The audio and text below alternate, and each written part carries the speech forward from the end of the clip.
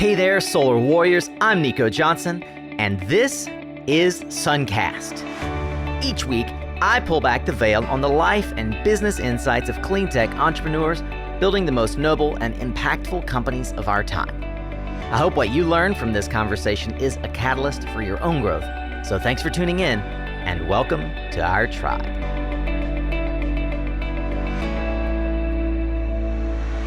Hey, welcome back, Solar Warriors. I am honored that you are with us for yet another fantastic foray into the world of solar energy and the leaders that are taking this industry forward. This week, we get to soak in the wisdom of an industry pioneer in the solar distribution business model. Boaz Soifer is a solar pioneer for the last 20 plus years. He's currently the director of solar trade for the Americas at BayWa's, where he's been since 2010, having been acquired as the first acquisition outside of the EU by that company and a previous entity that he was involved in called Focused Energy. Today, we get into Boaz's focus on co-creating a culture that truly values and contributes to personal and professional development, something that we care a lot about here on SunCast. We also take a look at how he enjoys solving complex challenges and how that's kept him in the renewables business in particular. And if this is your jam, if you like this kind of leadership insight, then I would really encourage you, go check out the 375 additional founder stories and startup advice that we've got over at mysuncast.com. You can also sign up to receive a notification every time the next episode drops there, every Tuesday for tactical and practical advice, and every Thursday for deep dive insights just like this one for leaders, CEOs, executives, entrepreneurs, and intrapreneurs in the clean energy revolution. For now, get ready as we tune up your skills, Solar Warrior. This is another powerful conversation here on SunCast. So here's a little aside. I'm actually recording this after the fact because I wanted to make sure that I get this across to you. The title of this episode is the Philosopher CEO because Boaz and I do get into a lot of conversations that really dig at the fabric of the age-old question, who am I and why am I here? It's much more than just a how'd you build this company kind of episode. It's the first time I've talked with anyone on the show about plant medicine, and Boaz is a worthy sage to have this discussion, as you'll see. Stick around to the outro and you'll be able to have access to some bonus content that we mention here in this episode. I hope that you enjoy this. I did. Well, as you just heard, Boaz is joining us today from BayWa's, where many of you may recognize him as the co-CEO of their North America business. And he has been involved in many aspects of the solar distribution business here in the US and increasingly in Mexico and beyond. He's got a storied career we're going to dive into, but I think it's one that you'll enjoy as a non-traditional path to leadership and success as measured by some. Boaz loves to read and loves philosophy and psychology, and our conversation here, I'm sure, will dip in and out of the esoteric as well as the practical as we discuss how Boaz has been leaning into the renewable energy industry for 2 decades. Boaz, welcome to SunCast. It's a pleasure to be with you, Nico. Thank you. Man, it's my pleasure. I can hardly believe, and this is just the nature of, I think, the pandemic, but also trying to find time to get together when at least one of us is running an important company. It's been a year, a whole year since our pre-interview. So I'm glad that we finally get a chance to chat. Likewise. Boaz, I would love to hear what was the conversation like around the dinner table in your family as a young person? Yeah, so my family's really smart. My brother, there are stories about him reading the New York Times when they put him on it to change his diaper. And he got like a 1600 on the SATs back when that was a perfect score when he was in 8th grade or something. And he reads like 10 or 12 lines at a time when he reads. So he blows through like spy novels in half an hour, 45 minutes, you know. Oh my God. My father was molecular neurochemist and cell biologist. And my mother was a Juilliard trained pianist. And the atmosphere was very academically oriented. I remember a lot of times trying to convince somebody of a point and not being able to. Debate was kind of rampant, but the very intellectual kind of debate, right? Where at least I interpret it as trying to prove a point and be right, and those kinds of dynamics. So there was a lot of debate, I think, at the dinner table. I don't mean to get too far afield here, but have you read or even listened to, as I usually do, Matthew McConaughey's book, Green Lights? No. Okay, so I don't know. I mean, I would recommend that folks listen to it because I think it's a fantastic book. But he talks specifically about the difference, the way that we see discourse that sees things from two different sides and try to find a winning side or a winning argument. As you said, you try to convince someone. And having been in a conversation where he was observing these two gentlemen in Africa have a discussion, and he stepped in and tried to take sides with one of them. And they looked at him and said, "Would you please stop trying to convince one of us that you or he is right? We're just trying to understand one another." Yeah. That was really powerful. Yeah. I think I picked up on that in Uganda. I was there last year. Maybe it's already it's 2 years ago because we had a pandemic. I was there with two of my kids, and the thing we were noticing right away was folks in Uganda often say, instead of responding, right? They're just kind of taking in what they heard, and they just process for a while.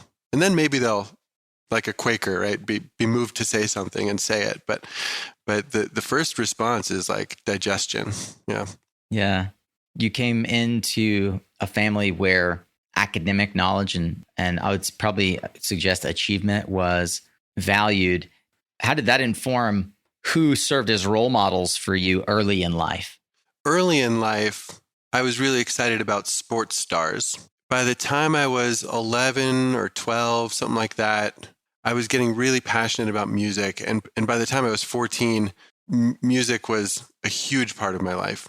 I was probably playing guitar 6, 7, 8 hours a day, and I was listening to a ton of music.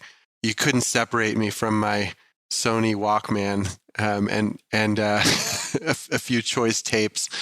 So I would say my role models then were really kind of in the arts, which is very different from the academic world, right? Well, it is and it isn't. Your mother would say it's not very different from the academic world at all, because the circle of fifths is math after all. Yeah. So if you actually get into the fundamentals, music is math. Yeah. And mathematicians would say math is music. And then the linguists would say it's all just language. That's right. That's right. It is. Well, which of those sort of different angles on the academic pursuit did you pursue as an adult? How did that inform your story going into college or trying to decipher what career you wanted to follow? I, like you, had a musical background and was very perplexed about whether or not I was going to make money as an artist or just enjoy art for its expression. Yeah, I think we all go through that, right? So I studied music theory in college, as well as guitar and composition, and was playing in 3 or 4 bands and singing in a chorus, and it was awesome. And I left college early thinking I'm ready to just go start a band. Like we're going to make this happen. I moved to Penn State, where I had some friends that I was playing music with, and they were recording a lot of music. And in fact, some of them were involved with the band that became Marcy Playground. Oh, wow. Yeah, it was called Zog Bogbean back then. That's hilarious. And yeah, I was going to settle down and start recording there, but I couldn't make ends meet in the meantime. And so I started having to have a job, and that started cutting into my music time. And then a couple years into that, my girlfriend at the time became my wife, and we became pregnant with our first kid. we bought the piece of land off grid that started this whole different train moving in New Mexico. So yeah, and you were in New York and then Pennsylvania. What made you move to New Mexico? My older brother was out here then only briefly. So I came out with the idea of crashing on his floor for a while, and nice. And he left and went back to college to get his master's, and I stuck around. And I love New Mexico. That's funny. So tell me, yeah, New Mexico has such a deep, rich history. And for those who maybe don't know it, we'll tell a little bit more about how the off-grid solar market that we appreciate was not just born in Northern California. There was a lot of work with Dankoff and others down in New Mexico. And certainly we have one of the national labs to thank for that as well. So you decided to buy this property and build an off-grid home. How did this off-grid home lead to eventually a pursuit of renewable energy, and in particular becoming one of the very early employees at Positive Energy, one of the fabled New Mexico solar companies? So I had $2,000 to build a house and power it, which is a ridiculous proposition. I built a house out of straw bales, just a 200 square foot cabin, and that took, I think, $1,500 of the $2,000. And with the other $500, I walked down to Positive Energy and I said, "What can I do with this?" And Alan Sindelar thought that was really funny and brave, and helped me put together, I think, like a 2 battery system with a single 50-watt panel used, and no inverter, and a couple of DC lights, so I could have light in the cabin. And he and I hit it off. I don't remember who proposed the idea, but I needed steadier work, and it was 1999, so he needed help. During 1999, a lot of people were putting in backup power systems because they were afraid of Y2K. They were slammed. They needed help out in the field. They needed help on the phones. So I was lucky enough to get hired as employee number 3, I think, at Positive Energy. You told me that you didn't spend a lot of time in the field, in fact. No, it was just maybe the first couple months I was in the field. And I don't know if it was because I wasn't very talented at the field work, or if Alan needed help in the office more and thought I had some potential there. But I ended up starting to do some purchasing and starting to do all the initial intake for new customers, which, Positive Energy wasn't a very sales-oriented organization. So it was a very technical, consultative process. But I was doing the front end of that. And then they, because they were dealing with some growth, they were also doing strategic planning and kind of more evolved, sophisticated processes that I'd never been exposed to before. And so I got to participate in those too, which was great. Can you give me an example? And are they still tools that you use today in your role as CEO? So Positive Energy was in the Santa Fe Business Incubator, and the Business Incubator was a really cool scene because not only did they give you access to a fax machine and printers and stuff like that incubators do, but they also connected us with mentors. And I remember a guy named Robert Klein, who I believe was a business professor from the University of Texas, and he'd also run a number of companies. I'm sorry, I don't remember his resume very well. But he spent some time with us just talking about how we sell solar, and are we selling the technical aspects of solar, or are we making the transition to selling the features and benefits of having a PV system? And, the kind of question that our industry is answering iterations of on an ongoing basis. Right. So I remember that. Yeah. Could you explain turn of the century, beginning of the aughts? Oh man, yeah. The general, I know, right? It sounds so funny to say it. I mean, I was in college at the time, and I marvel that you were building an off-grid home at that time. But help us understand broadly the ecosystem. How was it being built that this ecosystem that would serve homeowners to meet their power needs independently? And I've had I've had folks like our friend Sam Vanderhoof, who talks all about how the Northern California market was beginning to blossom really on the heels, as we've heard, of needing off-grid power for some medicinal plant industries. But tell me, why New Mexico, and what did that ecosystem around Positive and Dankoff look like, and how was it growing from 2000 to say 2010? There were a few seeds of solar that are actually really old in New Mexico, back to the 50s and 60s even, when passive solar design was emerging, and at the forefront of passive solar design were some folks in New Mexico, some of whom I had the great fortune to work with 30 years into their career and at the beginning of mine, folks like Bristol Stickney and Mark Challam. And then active solar was huge in New Mexico also during the Carter administration tax credits. And that kind of spawned an atmosphere, for lack of a better word, in which solar was pretty widely accepted. So obviously the industry crashed when the Carter tax credits went away, and then it kind of grew up again around off-grid living, remote water pumping, and continually passive and active solar heating. So what you have, or at least what I had access to early in my career, Positive Energy was a spin-off of Wendy Dankoff's company, which I think was called Power Light, which went back to 1977, I think. I think he sold the retail part of his business, and that's what became Positive Energy. So Wendy was around, and then Bristol Stickney was involved with Positive Energy because they co-developed solar heating control product together called the Seth system. So I was driving around northern New Mexico with Bristol, looking at all these old solar heating systems that he had designed or engineered or put in or serviced or had some interaction with.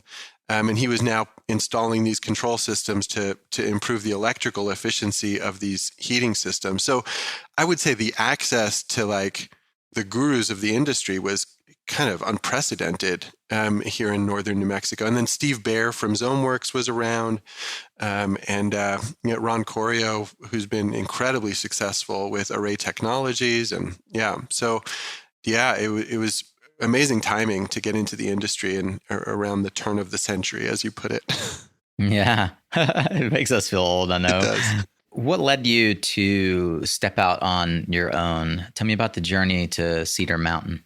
Yeah, so I was really arrogant. I've never started a sentence that way. So I was working, I left Positive Energy after Y2K, business slowed down, and I had developed a relationship with Paul Benson at Dankoff Solar. And so I moved over from Positive to Dankoff and worked closely with Paul and watched that business grow dramatically from 2000 to 2004. I think it was in 2003 that California put its first Grid Connect. It wasn't a tax credit, it was a rebate program in place. And I think it was $5 a watt or something that you could get for putting solar in California. And the industry just blew up, right? So I think my head got big. I think I took too much credit for our success and our growth. And Paul and I started to have some friction. And remember, I'm like 27, 28. So, thinking I'm hot stuff. And eventually Paul said, maybe you do need to leave. Maybe you do need to go do your own thing, which was an incredibly mature and supportive thing for Paul to have done. And I said, okay, I'll go prove what I can do.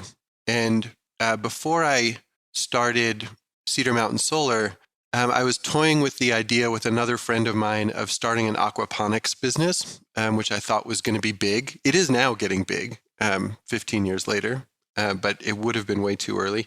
And I also worked for a nonprofit called Local Energy that was engineering a district energy system, biomass-fired combined heat and power, which was an incredibly complex and fascinating project, working with an Austrian engineering firm called BayWa's, and under a USDA grant that was intended to reduce the risk of catastrophic wildfires of all things. So biomass-fired district energy was an economically effective way to fund forest thinning projects, basically.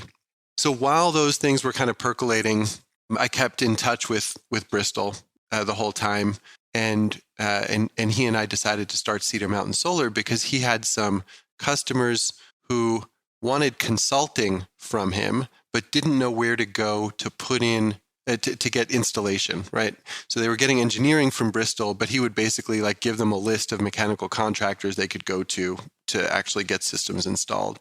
And we thought, wouldn't it be great if we could integrate the engineering and installation, and your customers could have a one-stop shop? We were off and running. He had great contacts in the industry. All the architects in northern New Mexico know if you want solar heating, you talk to Bristol. And so that kind of forged our partnership and path forward. It was great. Well, on the surface, as I listen to your story, I half expect to hear your, being the kind of second coming of Wendy Dankoff and building a nice solar heating business, and, just furthering the patronage in New Mexico of what was like a deep cultural heritage in off-grid and water pumping and testing the edges of what off-grid living could be. We both know that around, I guess, 2008, 2010, that kind of time frame, 2008, 2012 was the kind of the rise of solar PV, and solar thermal went through a really hard time in every aspect. How did you get from solar thermal to solar PV, which is where you've spent a fair amount of the last decade? Yeah, so in 2008, when the housing bubble burst, I was at Cedar Mountain still with Bristol and two other partners, and we had never become profitable enough to sustain a kind of downturn, basically.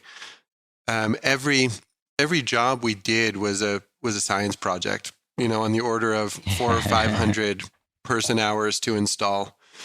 And we were refining the control systems. With each system we installed, we were kind of taking the next step with the next kind of control system, going from gold lines to TechMars to using different kinds of thermostats and all kinds of things. So we were having a lot of callbacks to kind of tune systems. So it was a very kind of custom, very high touch business. And we never got it streamlined. So when the recession hit, we started running into cash flow problems pretty quickly.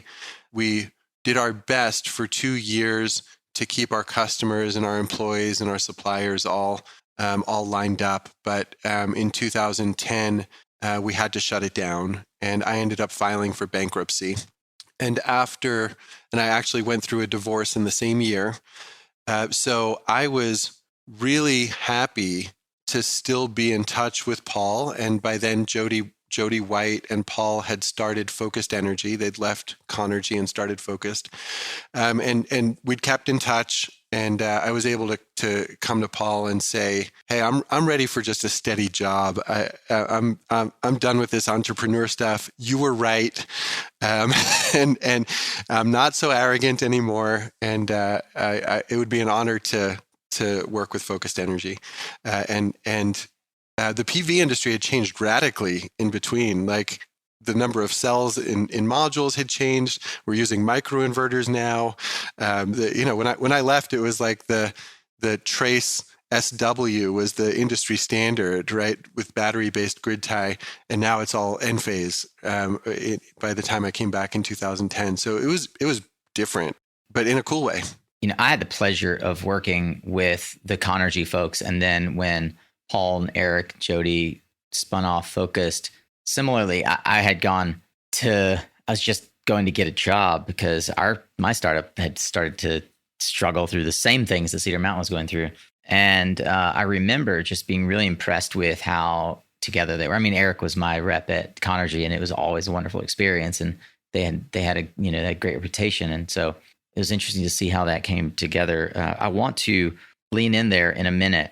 I think it would be useful for us to discuss, as you were creating this company, Cedar Mountain, you look at the career path that you've outlined on LinkedIn. I look at it and it seems like going from success to success. I would never have guessed that in 2010 you simultaneously went through a divorce and a business failure, and then were able to, as I'm sure we'll get into, like kind of fall into or be invited into this another startup environment, which was by many aspects, in California looking at it was like, how are they going to compete with DC Power and some of these other players, Sunwise, et cetera.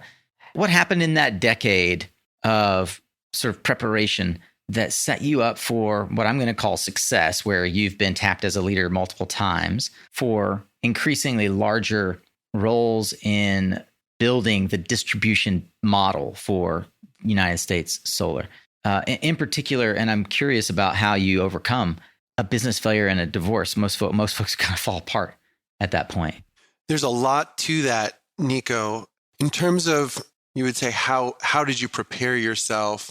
I'm not sure how conscious of a process it was at various times, right? That varied. But there are definitely some experiences I had that were, I would say, formative.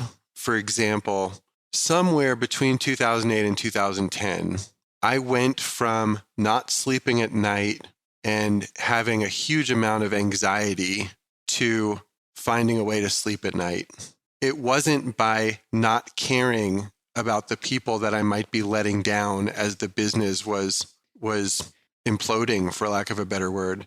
It wasn't that I stopped caring about letting them down or not, but it was definitely a process of acceptance, in particular of my own imperfection. Not just that the world can be a difficult place, which is all relative, but also that the presumptions that I went into this business with had come home to roost, right? I mentioned that I was arrogant, that I thought I'm just going to go crush it. And the truth is, I formed the business with some preconceptions that didn't serve me long term. So for example, one of the things that I thought was that I could create something based on, let's say, sheer talent or sheer gumption or something like that, which is a little bit magical thinking. I wasn't an engineer. I didn't have a business background. I had a music background.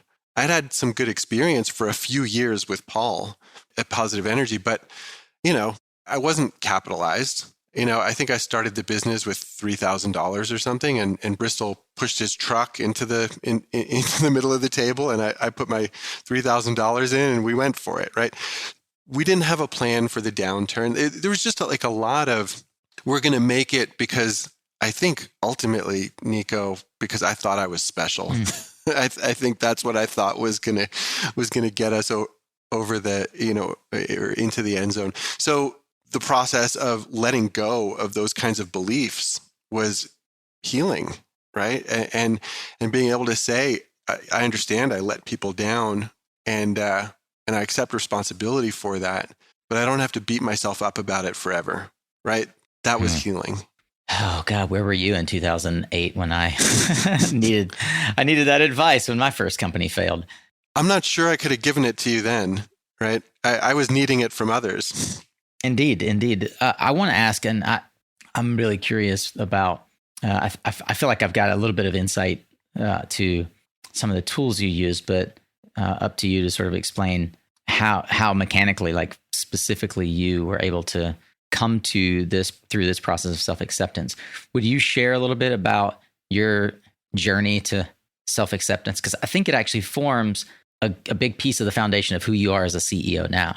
So I mentioned my family was really academically oriented, and that gave me a lot of impetus to develop intellectually and rationally. But when I moved to New Mexico, I came across some folks who were doing ayahuasca ceremonies, and that gave me the opening to develop non-intellectual, non-rational capacities, right? We call it the development on the psychic or spiritual plane or what have you. And then after a chapter of that, going through a divorce put me in marriage counseling.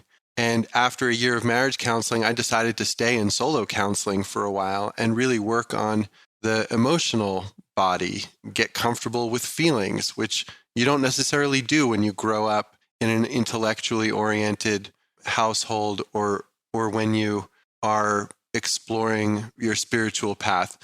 Ken Wilber talks about cleaning up, waking up, and growing up as three pretty independent processes. They inform each other, but you have to do different work to do each of those things. I was fortunate enough to kind of go through these chapters, and I think self-acceptance or vulnerability or, what those kinds of things come out of a genuine engagement with one's true self, with warts and all. You say a chapter of ayahuasca, of plant medicine. I feel that might not do justice for folks who think, he went down to the Amazon and did an ayahuasca journey. It was much more than that.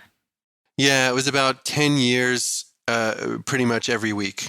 So several hundred ceremonies, and there was a progression there. That's its own level. That's its own level of dedication and commitment, right there. I'm really attached to growth. It was a lot of suffering. The first 50 or 75 were suffering, and I thought I can't wait to get out the other side of this and have the experience that I think is possible. So I'm just going to keep coming back, and it cleared up eventually. And there was a process there too of, I was fortunate again to be taken under somebody's wing and taught the ropes, and then participate as I don't want to say leader, because there's not like a hierarchical structure, but helping to run ceremonies, which was a super cool experience. I said that we might do an abbreviated version, but as I'm sitting here with my eyes welling up, listening to your story, I find that I want to be selfish for the audience's sake and mine and better understand this, mainly because I feel like everybody I talk to lately is on some level, and especially with the cultural phenomenon that is coming about, that is sort of this awakening around plant medicine. Joe Rogan and Tim Ferriss talk about it a lot. It seems to be in the cultural zeitgeist. There are books being written about it regularly. Johns Hopkins is studying ayahuasca and DMDT and so many other sort of medicinal levers. I think that it's really instructive. I also am really attached to growth, and I think that folks that listen to SunCast tend to fall in that category. I didn't expect you to say 50 to 75 were suffering. That doesn't paint the picture of awakening and the waking up process that I think most of us would expect. Yeah, what's your response to that? I had some heavy trauma, maybe unusually heavy trauma. So when I mentioned my parents earlier, those were my adopted parents. My biological parents were killed in a bombing when I was 10 weeks old, and I didn't necessarily have a clear picture of what I was dealing with, but the folks who were trying to help me grow experienced this, this trauma that I was bringing into ceremonies with me as a pretty heavy deal for a while. And it took me a while to separate myself from, let's say, the residue of that trauma. And since it was so early, the kinds of thought forms that it created were pretty sticky, and it just took a long time and a lot of work to understand what was me and what was trauma.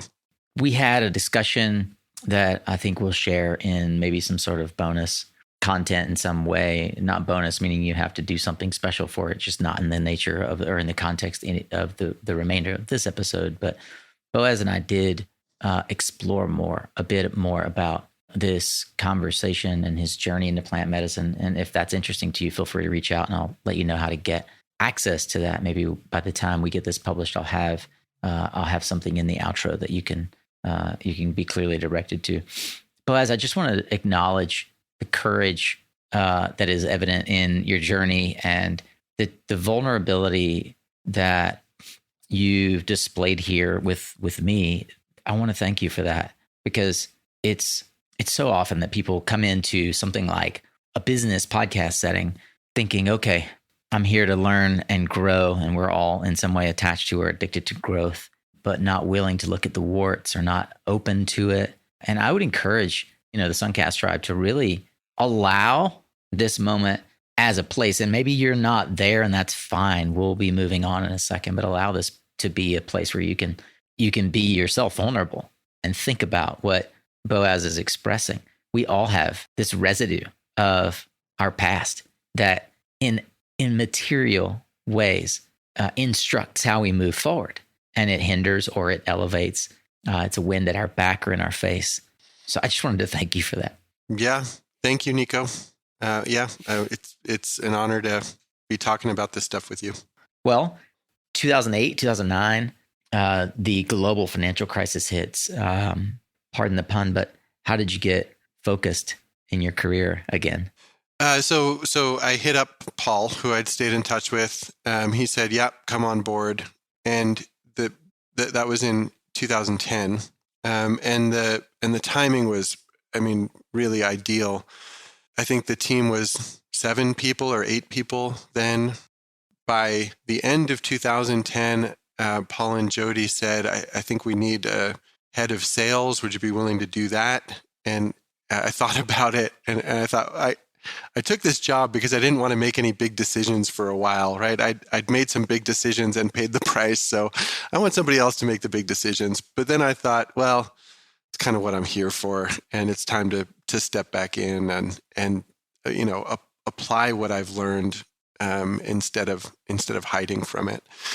And then a few months later, BayWa's acquired Focused Energy, and a couple of years after that, Paul, well, not even a couple of years, but Paul said, "Hey, would you be willing to consider taking over the CEO role, because I think I'm gonna retire." And he did it in a very responsible way. I think we had an 18-month transition process. So I could see what he was working on, how he was thinking about it, what kinds of decisions he was making. We also, and this was profound, I thought, Nico, I would encourage anyone managing a transition to think about it this way. How am I different from him? Not how can I do what he's doing, but in what ways am I different? What are my strengths going to be? And how do we capitalize on those? And what are my weaknesses?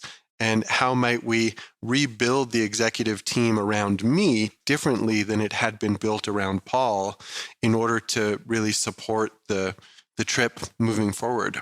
And so that was a very supportive process, and it made it quite an easy transition. The only thing Paul did that I would, and he'll laugh about this when he listens, was tell me, the company's doing fine. All you have to do is kind of sit in the captain's chair and pay attention. Just don't let it go off course, and everything will be cool. And in the following year, I think prices dropped 60% or something,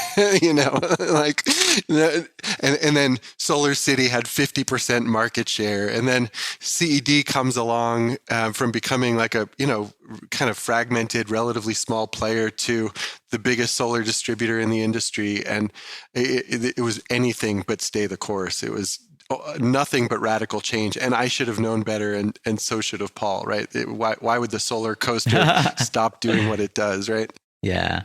Well, you said to me in a previous call that Paul and his team built a radically efficient and profitable business in Focused. Help me understand what that means, and what were the disciplined set of philosophies that you mentioned in that conversation? Yeah, so the company was called Focused Energy for a reason. It was incredibly highly focused, first of all, from a line card standpoint. The company started selling Sanyo modules, and that was the only product it sold. And then it became Enphase's launch partner, and then it was selling Sanyo modules and Enphase microinverters.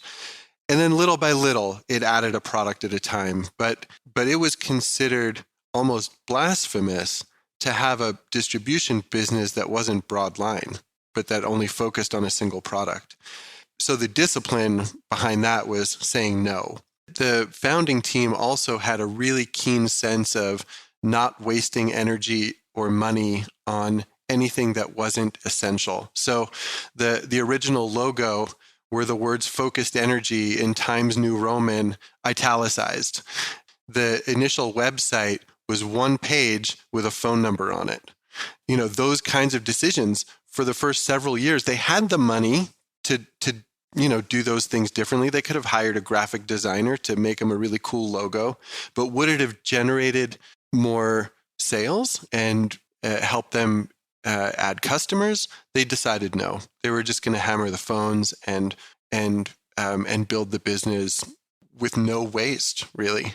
Which not only did that help the business be very profitable, but it also helped the business be really good at what it did. I think a lot of us make the mistake in all aspects of life, as well as business, of trying to do too many things. And when we recognize we might benefit by doing fewer things, we find we actually do those things more deeply and more completely. And our customers saw us as expert in the very few things that we did. They knew they could rely on the information we were giving them.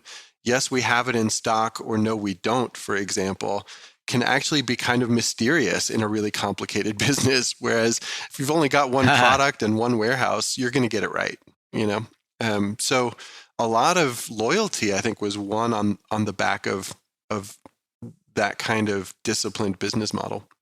Why was that attractive to BayWa? There were no lack of companies that BayWa could have come in and bought in the U.S. at the time. I think the growth of the business, the profitability, and the management team were probably all reasons. I wasn't on the BayWa side of the table for that transaction process, so I can only theorize.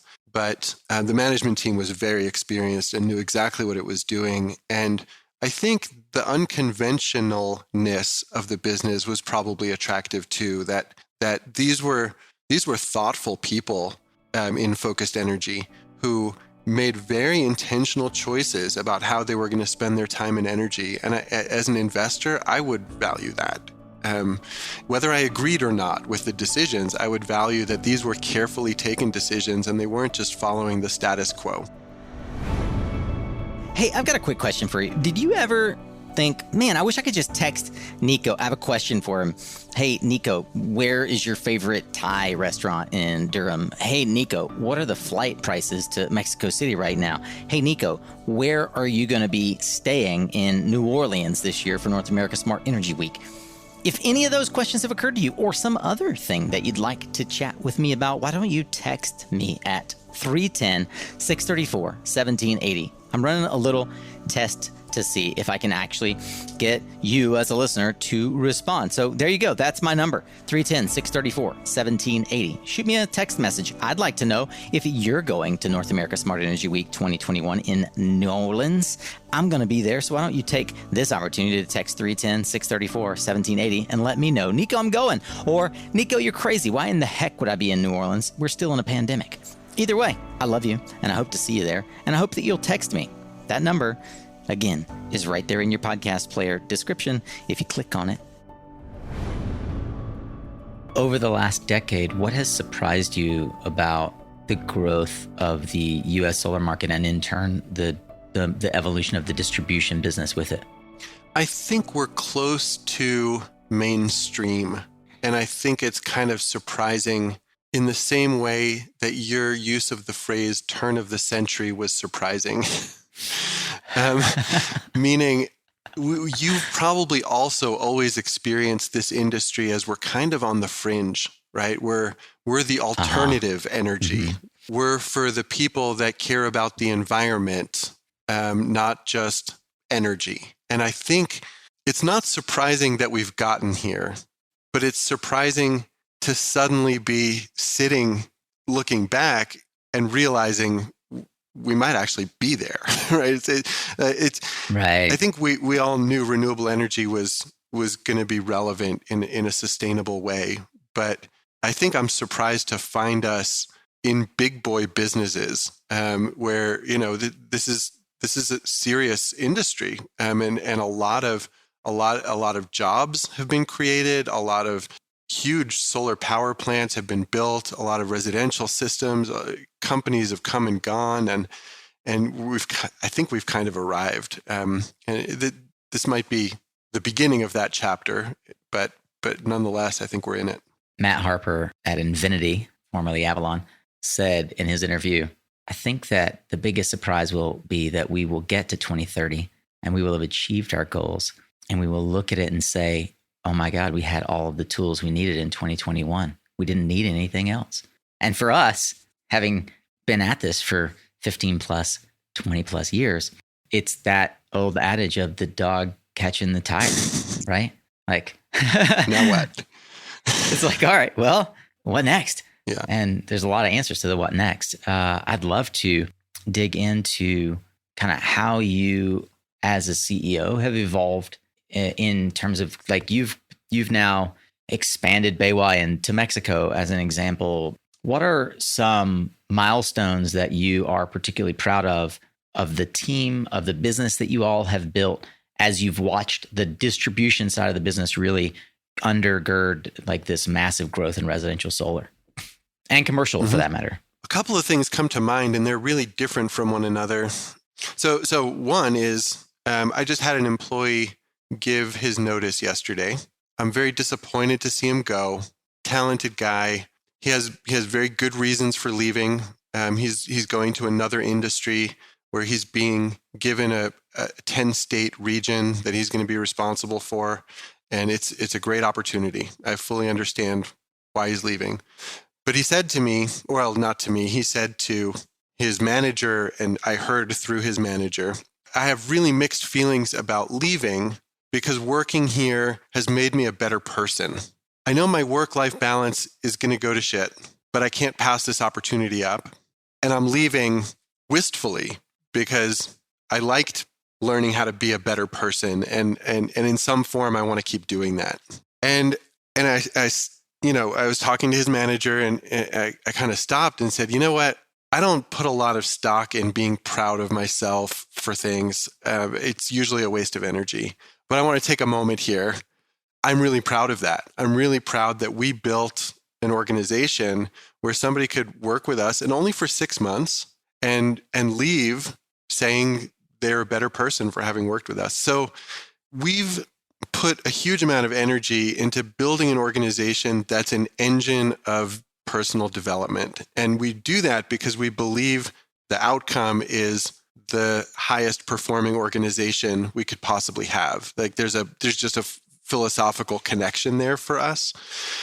So yeah, when you come in to our company, some of the first things you do are you get taught mindfulness exercises. You get taught how to give and receive feedback effectively.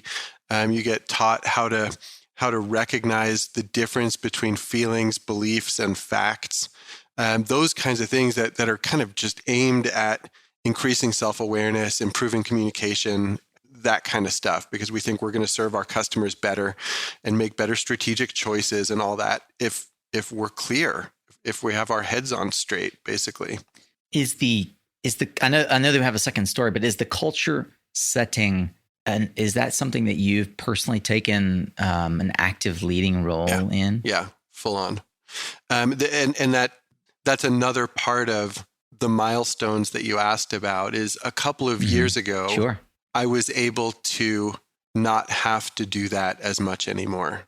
The culture became self-generating. And what that looks like is the tools that I was working hard to implement and, that I was talking about all the time. And we should use this tool in this situation and that tool in that situation. And don't forget to use this tool. People started telling each other that without my reminding. And that it was a huge turning point in my own development and in the organization's development. Do you have something that is in any way public facing the way that Tony Hsieh and his culture book do? Do you have something that folks who would be really curious about what you specifically are talking about would be able to see that or follow up? We have some articles on our website, solar-distribution.com, and there's a magazine section where we've written articles about some of the tools like the mindfulness exercises or how we manage transitions. I think there's an article called The 6 Golden Rules of Transition Management. There are some resources, but I think there's a book in this. There's no magic to what we've done. We've just assembled kind of a set of tools that aligns with personal and organizational development, both internal and external. So you've probably seen these 4 quadrants. Frederick Laloux has a lot of content on the teal organization, or self-managed organizations, holacracy, things like that. A lot of them are based on this 4-quadrant model that says development is always happening in 4 areas: the individual and the collective, the internal and the external. And so it kind of makes this matrix that you can drive continual improvement through.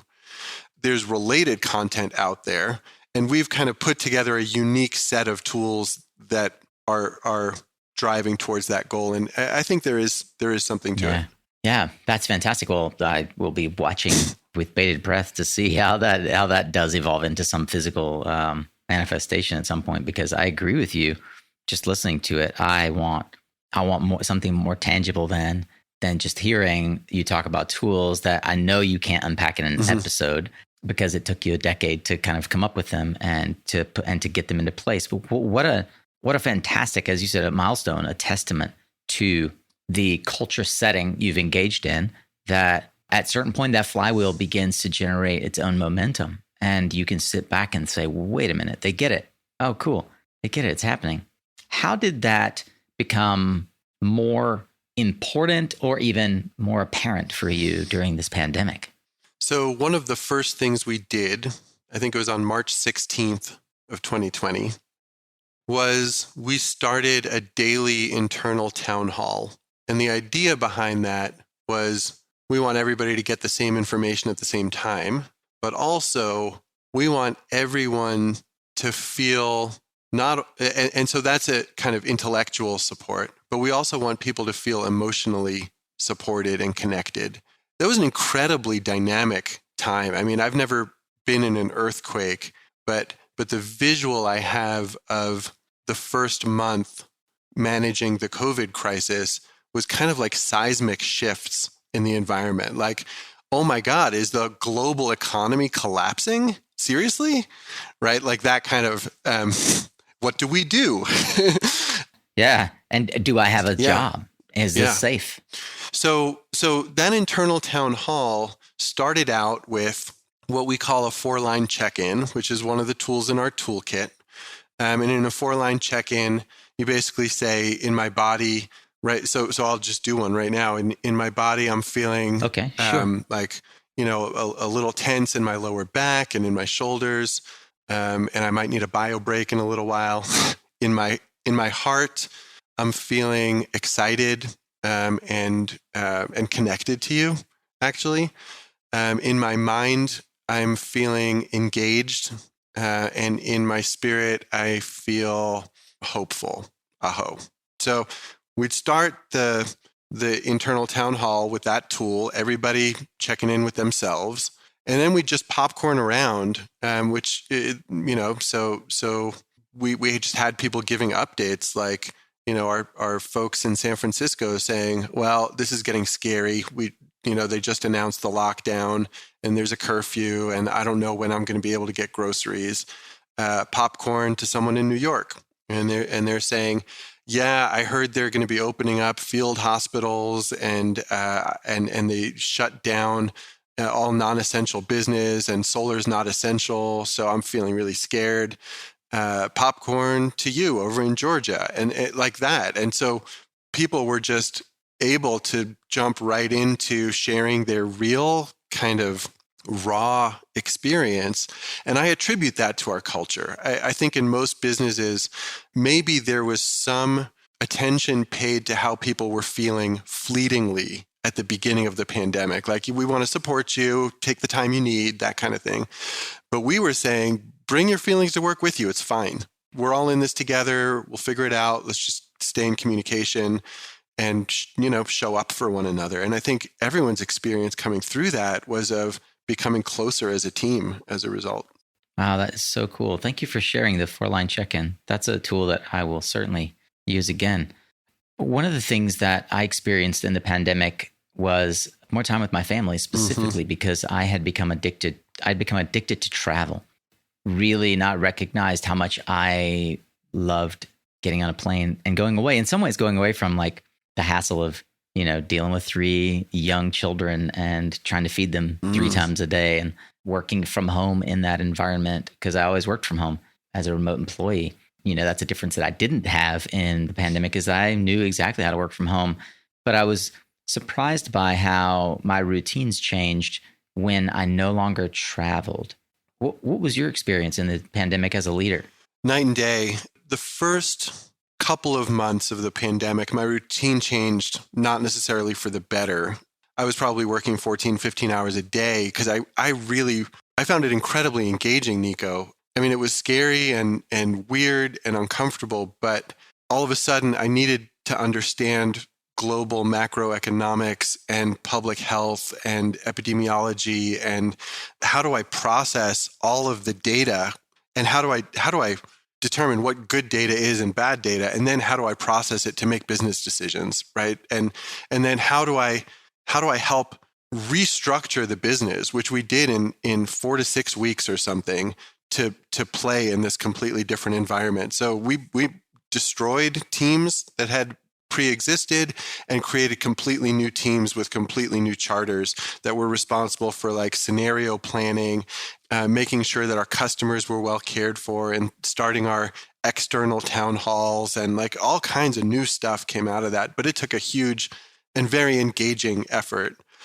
But after that, my routine changed for the better in terms of my physical health too. And I've actually been thinking a lot about how, when travel opens up again, how am I going to keep this new routine moving forward? Because I get up at 5 now, and every morning I'm doing some combination of yoga, rowing machine, going for a hike, eating breakfast, learning, like the reading of articles and listening to podcasts and that kind of stuff. It's all happening in the morning.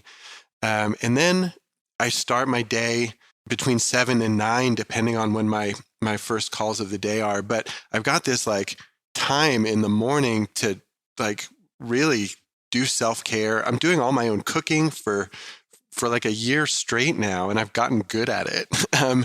And hikes in the afternoon and on the weekends. When I was traveling, I was always having to recover from travel or prepare for travel. So losing at least a day on either end. And I never had a routine like this before. I feel like this is, if I'm going to live a long time, maintaining this routine is probably an important part of that. And I want to. It feels really good. So that'll be an interesting bridge to cross. I think for a lot of us, I don't think we're the only ones kind of looking at life structure differently. Well, I mentioned a book that I've recently had the joy of reading. I know that you are, as a philosopher and a deep reader, moved by books. Is there a book or maybe a couple that you have gifted or recommended to folks in your world? One book that I'm reading now and probably will have to read several times more is Ken Wilber's Sex, Ecology, and Spirituality, which essentially is an attempt to, and I think a good one, to provide an integrated theory of everything. I think he might have gone and done it. So I can't not recommend that. And I'd made a note that you mentioned Ken Wilber earlier, so I wanted to come back and see if that was from a book. I'm glad you brought that back. I actually read fiction as much as nonfiction, and I've been rereading Cormac McCarthy's books, and he lives here in New Mexico, and some of his writing is about New Mexico or takes place in New Mexico, and man, is he brilliant with language, like no one. You read a page of his. Cormac McCarthy, I'm not familiar with. Is there a book that I would start with? Well, you've probably seen movies based on his books, like The Road and No Country for Old Men. So you can start with those. I think the best is Blood Meridian. Okay.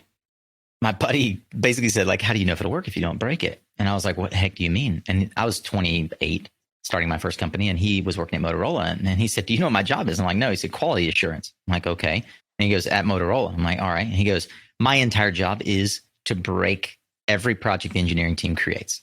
Like, tinker with it until it breaks. I'm like, no way. He's like, yeah, it's the best job ever.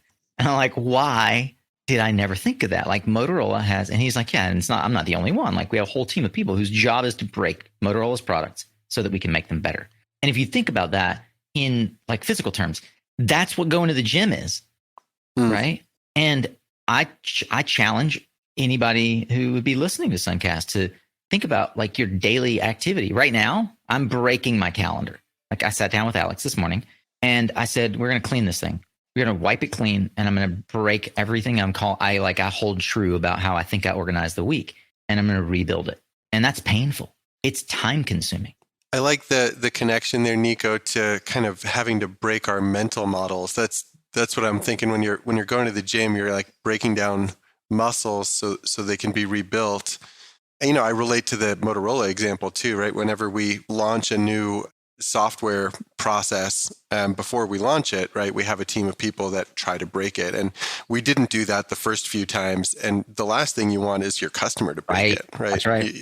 Or break it in an unpredictable way. But yeah, I mean, we're always, I think, needing to break down how we think about things so we can think about things in new ways. I think that's like where I would want to take that metaphor. Do you have an example of how you've approached that in COVID? One of the big things in COVID was thinking about organizational structure really differently. And that's what led us into this Agile project that we implemented in March. So one of the things that got us inspired was this McKinsey article that talked about, I think there were 5 things that you have to do in an organization to manage a crisis effectively. And I might not get all 5, but it was stay close to your customers, right? Understand what they're experiencing, shore up your supply chain, shore up your financial forecasting, and make the plans you need to make to secure like a long-term financially secure position. There was also this part about start planning for the future. And that's the part that caused us to change our structure the most. So we put these like scenario planning teams together and things like that. But we also created this coordination node because we realized to navigate what COVID was throwing at us, we have to probably crank a new set of ideas into the business at a much higher rate than we had before. Like every week or two, we want to change as opposed to every quarter. And so we needed like a group of people who could plan work and prioritize it, map it out, figure out how it's going to get resourced, and hand it to the people who are going to do it. So we took like our best coordinators.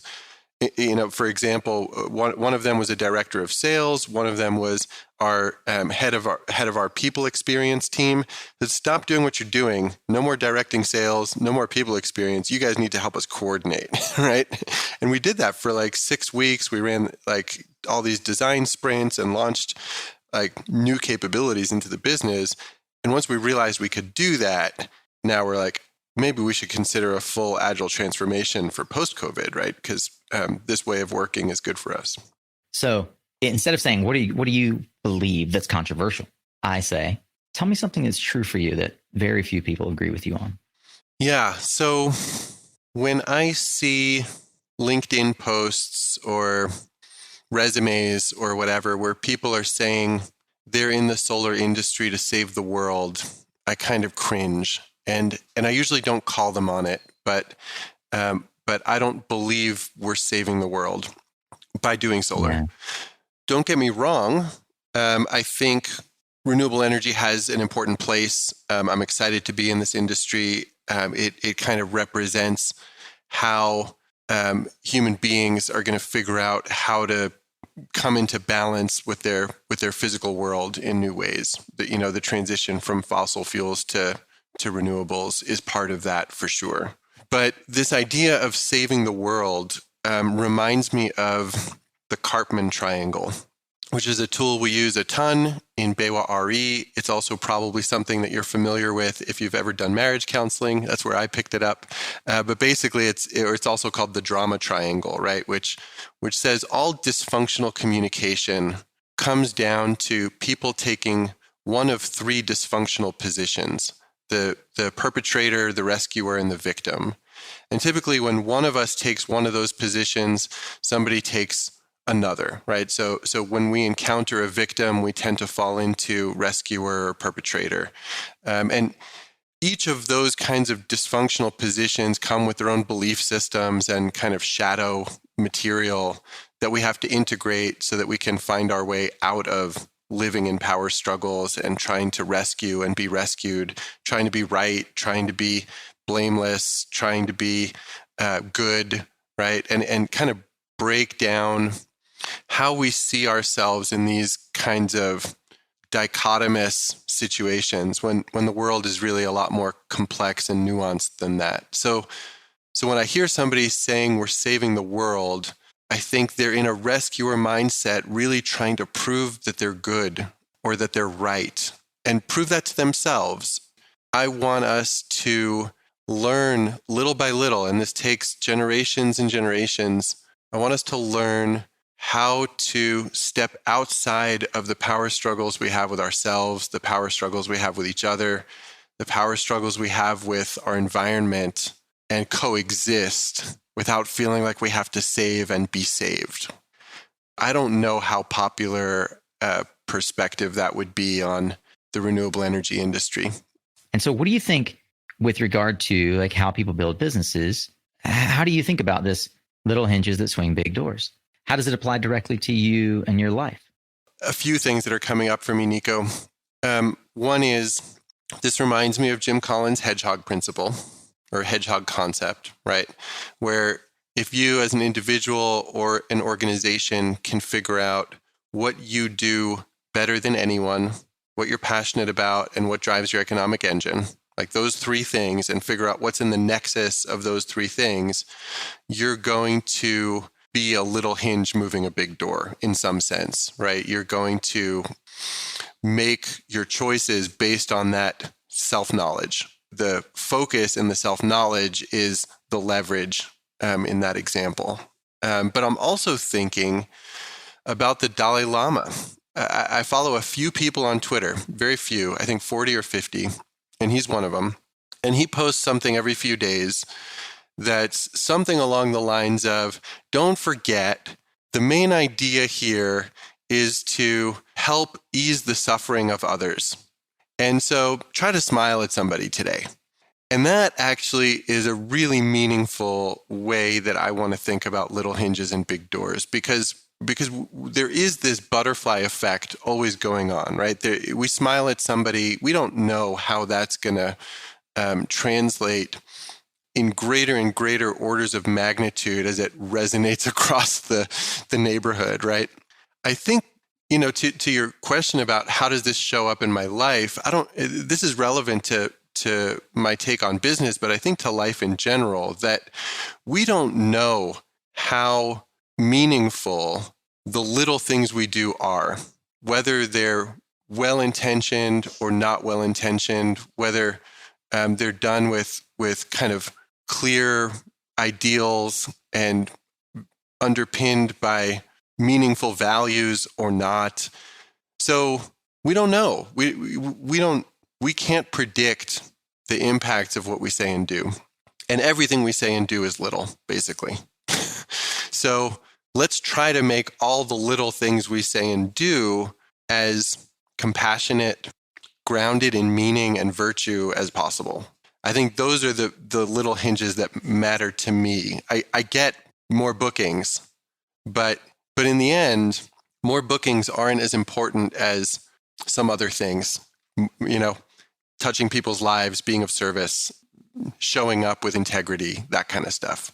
And I don't know. I don't know how many people I affect. It seems like not that many sometimes, but I got some really good advice once that I shouldn't assume that maybe the influence that I have on the small circle around me does resonate and kind of ripple into more and more of our larger community in a way that ends up being legacy. Is there a way that you like to be found? Is there a meaningful place where folks can engage with you? The easiest way to find me is probably just to send me an email, boaz.soifer@baywa-re.com. You can also find me through our website and find some articles that I've written there at solar-distribution.com. You can find me through LinkedIn also. The rest of social media I don't really use for business. All of that is BayWa's RE's accounts. So you can find me through those too. But email is probably the quickest. Boaz, I'm going to wrap as we always do with what I call a crystal ball question. What do you see happening in the near or not so near future that maybe nobody else is tracking? What's in your crystal ball? I don't know if this is happening, Nico. It's something that I'm curious about. So we've seen basically the internet and the industrial age combine to create this globalized relationship to our world for a lot of people, like a shockingly large number of people. Anybody that can get a cell phone can access a global universe of information. Anyone, almost anywhere in the world, is trading in some way internationally. I'm really curious about how we integrate that movement into a relocalization. So we've seen kind of the family, certainly the extended family breakdown. I think we've seen the immediate family breakdown to a large degree in Western civilization too. We see kids spending 12 hours a day on their computers or on their screens. We're bringing our food an average of 1,000 miles, I think, to market. And I don't know if that's really good for us. I see it as like a natural progression that we're moving through. Like I'm fine with it as like a chapter that we have to move through. But it makes me really curious about the next chapter and whether the economic realities or the public health realities or social realities are going to kind of cause us to get off the computer and go outside and meet our neighbor and have our kids play together again. And, like back to some of the values that I think we've drifted from. How are we going to reintegrate those with this incredible information and globalization capability that we've developed as human beings? How do we bring that back in? And so I think it's going to happen. I don't know if that's in 1 generation or 10 generations, and whether it's going to happen as a result of huge stress or just greater connection. Do we need to stress ourselves out in order to come back to who we really want to be? I hope not. I hope we can do it relatively painlessly. But I think we're going to grow our own food again in our communities, and I think we're going to, I think we need to come back to that. So I don't know. Maybe that is on everybody's radar, but that's something that I think about out on the horizon. Boaz Soifer is the Director of Solar Trade at BayWa's RE for the Americas. And this has been what, in my mind, is an insight into the Philosopher CEO, a rare glimpse into the mind of someone who's had a chance to ride the solar rocket, indeed the solar coaster, but the solar rocket for the last 10 plus years. Boaz, it is indeed a true honor to have a chance to just grab your time, which is extremely valuable, and have you share from the depth of your wisdom. Thank you. And the SunCast tribe thanks you. Thank you, Nico. It's a pleasure, and I look forward to next time already. Hey, Warrior. Wow. I am just steeping in the wisdom here that my friend Boaz Soifer just blessed us with. How about you? What a way to vault into the 4th of July weekend. For many of you, it's a long weekend. I hope that you are safe and with family. If you're traveling, I hope that you are enjoying yourselves. And I hope that you're going to take some time to really reflect on what we've learned in this episode. About halfway through, I promised that I would share with you the extra recording Boaz and I did, where we actually do get into a deep discussion about ayahuasca and plant medicine and how he used it as a part of his journey. Now, if that sounds like it'd be interesting to you, just text me at 310-634-1780 and let me know that you'd like to hear the Boaz bonus session. That's also the best way that you can jump on the waiting list for the regional launch of our SunCast Guild, which is our inner circle where I often will be sharing this kind of bonus material. That's my number, and I do my best to keep up with it. So bear with me as I get back to you. The number again is 310-634-1780 for that Boaz bonus session. And if you're eager to keep learning, then you, my fellow Philomath, can find the resources and highlights from this and every other discussion, along with the social media links, book recommendations, and so much more at the blog at mysuncast.com. Click on episode show notes. I do hope you'll tune in next week for more tactical advice and practical insights to help you on your clean energy journey. Remember, you are what you listen to. Thank you once again for showing up, Solar Warrior. It's half the battle.